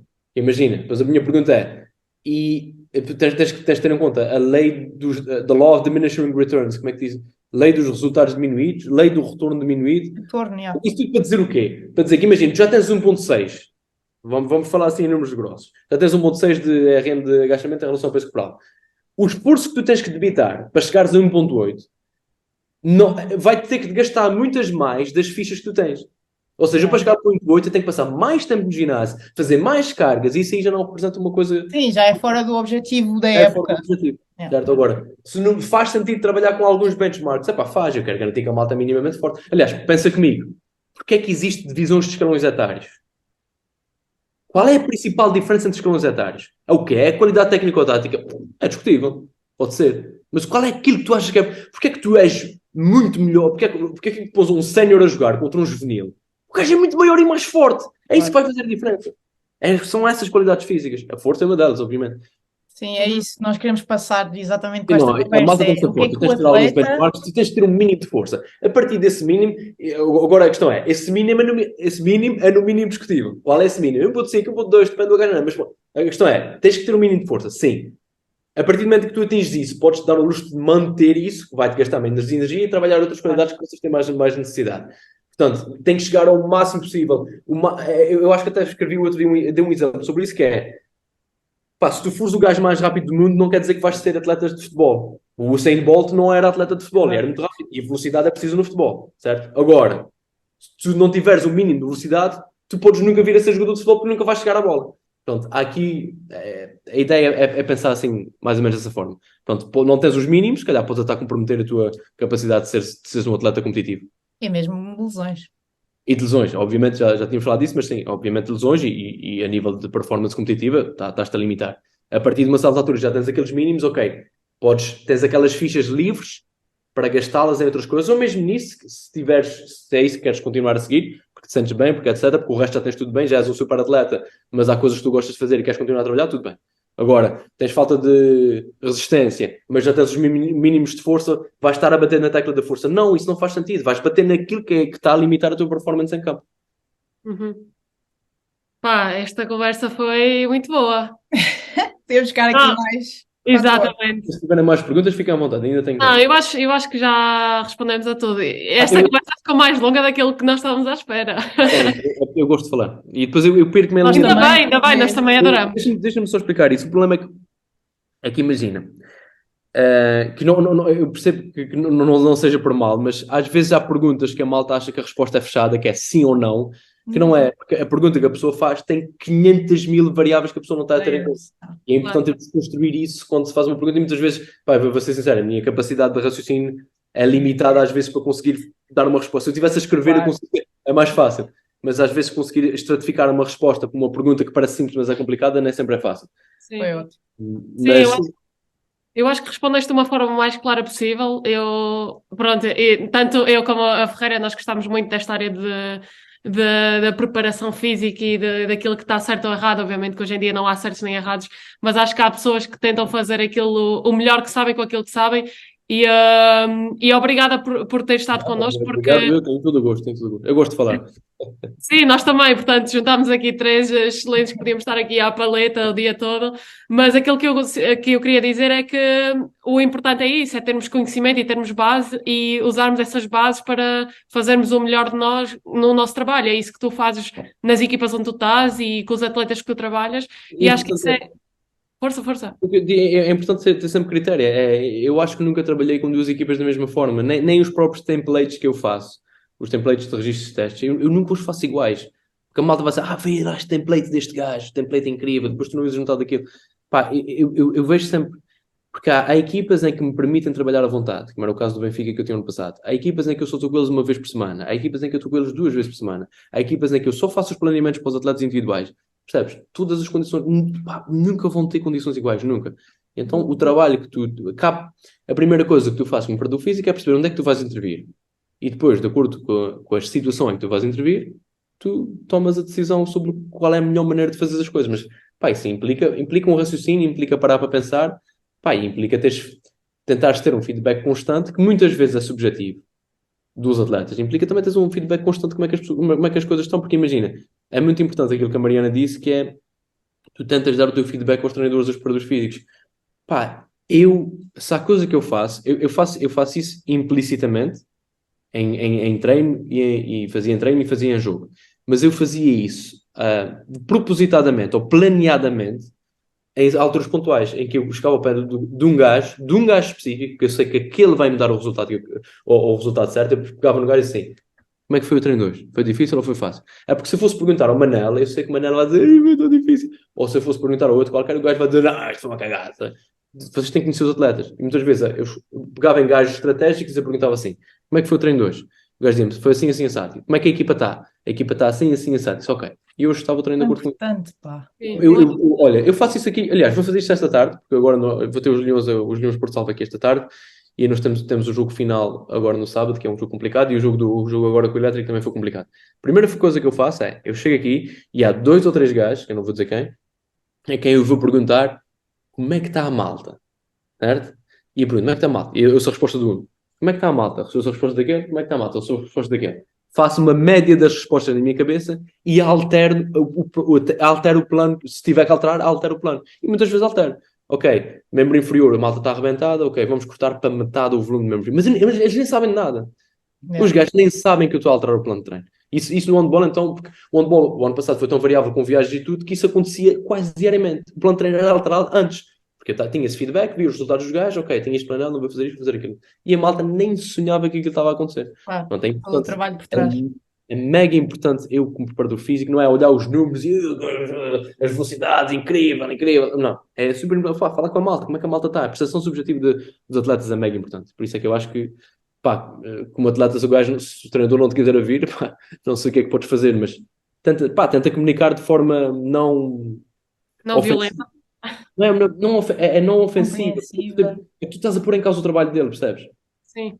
E Não há maneira. não há ninguém, ou é muito difícil tu arranjar uma pessoa cujo trabalho seja posto em causa que não fique defensiva. Claro. E depois o que tu tens é um resultado contrário daquilo que tu queres. Então eu diria, pá, podemos tentar a discutir isso, ou podemos tentar pensar, Mas ou tentar... temos várias camadas, que é a hierarquia, que é um superior a ti, que és esquece, uma mas sim, mulher, que estás a mas sim, questionar um homem, todas essas camadas. epá, ouve, a única coisa que eu posso dizer é tenta, porque na minha opinião é que o esforço vale a pena. Pronto. Independentemente de conseguires ou não, pá, cabe-te a ti tentar. Sem dúvida. Boa sorte, não é fácil. Eu percebo que sendo mulher é uma coisa complicada. Vocês têm, nesse nível têm algumas desvantagens. Têm vantagens noutros, mas nesse vão ter desvantagem. É chato. Mas passei por uma desvantagem, pá, não direi semelhante, mas análoga, que era a minha comunicação na China, que era os treinadores Era são... estrangeiro. Acho que era o estrangeiro. O estrangeiro acha que vem para aqui dizer o quê? É. O gajo acha que vem para aqui, acha que vem mandar no meu treino que eu sempre fiz há 500 anos. Pá, e eu no início dizia, ouve, tu estás-me a pagar para te dizer isto, certo? Porque senão, se eu não te disser nada, tu estás a desperdiçar o teu dinheiro. Mas pronto, o que é que esse argumento fazia? Criava barreiras defensivas. E a malta não me queria ouvir. E depois eu comecei a dizer assim, olha, como é que vocês fazem as coisas? Ah, fazemos assim. Olha, posso experimentar a fazer assim? Ok. E pronto, e a minha estratégia foi essa. Devagarinho. Sim, devagarinho, passo a passo. Pronto, é complicado, mas é preciso jogar com as condições que tens e com as armas que tens. E eu percebo essa dificuldade, porque eu percebo que, mais uma vez, não quero estar aqui pôr no vosso lugar, que eu percebo que passam dificuldades que eu não vou passar, né? Mas, pá, eu diria que é mais ou menos análogo, que é uma dificuldade de ultrapassar uma barreira que eu não consegui ultrapassar, que era uma hierarquia, que o gajo era... Eu lembro perfeitamente, eu cheguei a ter essa situação engraçada, eu vou dizer que é capaz de ficar engraçado, que era, eu tinha um tradutor, inicialmente, agora já consigo falar mais ou menos mandarim, já percebia, mas ali no meio termo, ao final de uns 8 meses, já consegui apanhar algumas coisas. E eu cheguei ao pé do treinador, tive uma reunião com o treinador e estava a falar com o tradutor e dizia assim, olha, tens que dizer ao gajo que ele devia ser feito dessa forma por razão ABC. E o gajo, eu fiquei tipo 30 segundos a falar, ou 15 segundos a falar, e o gajo traduz-me 3 ou 4 palavras. E eu cheguei ao pé dele e disse, eu sei perfeitamente que tu não traduziste nada do que eu disse, o que é que se passou? O treinador nacional, o gajo, não percebi inglês. E eu disse, o que é que se passou? E o gajo disse, o que tu disseste, eu não posso traduzir. Nesta cultura é inaceitável. Eu não posso chegar ao pé do gajo e dizer que o que ele está a fazer está mal. E eu fiquei assim, e eu naquela de ainda por cima, sou um gajo um bocado efusivo, vocês não me conhecem obviamente, mas eu explodo com muita facilidade e eu tipo à beira da bomba nuclear a dizer, estás-me a pagar para fazer o quê então? Quer dizer, já passado, e depois é que comecei a perceber, ok, isto não vai a lado nenhum, porque o gajo não vai, o puto tudo transpirado, estás a ver? E disse, não, isto não vai a lado nenhum, o puto não vai traduzir, estou a pôr numa situação de merda, estou a ser um atrasado mental, eu também. Portanto, tentei perceber como é que eu vou conseguir chegar lá e tentei arranjar estratégias de fazermos como tu queres e devagarinho vamos alterando um bocadinho da maneira que eu quero, alterando um bocadinho, até que ganhei a confiança dos gajos, até chegar ao ponto de dizer, olha, faz o que tu quiser. Mas parece que durou. Mas é isso. Pronto. São essas as ferramentas que nós também procuramos dar aqui a todos os atletas que ouçam este programa, é que realmente há outras maneiras de fazer as coisas, se calhar maneiras mais fundamentadas, mais estudadas, se calhar de uma forma melhores, sendo difícil dizer o que é melhor ou pior, mas pelo menos tentar dar estas ferramentas e por isso é que esta conversa foi tão importante e aprendemos tanto, por isso... Sim, também acho que para desconstruir um pouco aquilo que nós andamos a desconstruir, que é o atleta é uma pessoa, não é uma máquina, e o teu testemunho também foi importante por isso, muito obrigada. Nada, obrigado. Obrigada. Se há alguma coisa, disponham, fiquem à vontade. Nós vamos deixar o teu Instagram não, o Instagram da Go Athlete aqui em baixo. Acho que tem conteúdos super, super interessantes e acho que todas as pessoas deviam passar lá. Não vou dizer sempre seguir, porque há pessoas que não vão seguir, mas deviam deitar um olhinho. Diz a malta para seguir, nós vamos lançar sigam. Porque realmente vocês têm... Exato, porque vocês realmente têm conteúdos super interessantes e E só o facto de vocês responderem sempre que o depende, quer dizer que há alguma. Mas sabes que eu evidência estou a planear por um trás. post sobre isso. Eu estou a planear um post sobre isso justamente para justificar que a malta está a dizer, o gajo nega diz que sim ou que não, porque a malta o que quer é uma resposta fácil, quer sim ou não, e pronto, fica Não descansado. existe neste Não. mundo. Exato, Se fosse sim ou não, mais uma vez, se fosse sim ou não, eu não tinha emprego, tu já não sabia a resposta. Pronto. exato, Vão ao chat GPT que eu fiz um post sobre isso também. Vão lá perguntar ao chat GPT como é que se treina, cara. exato. Pronto, André, muito obrigada por esta Obrigado, conversa. Diogo. Gostámos muito mesmo. Sempre. E Muito Boa. obrigada. vemo-nos na próxima, se calhar, na terceira temporada, quarta, não Sim, sei. se quiserem. Ok. Pronto, olha, muito obrigada então. Agora Até alguma a coisa da próxima. parte, fiquem à Fica vontade. bem. Fiquem à vontade. Obrigada. Obrigada. Sigam a Go Athlete. Sigam! Sigam! Sigam. Tchau, tchau. Obrigada, Bye, bye, tchau, malta. tchau. Bye, bye. Boa Tchau. sorte para tudo. Boa sorte para tudo. Obrigada. Obrigada, igualmente.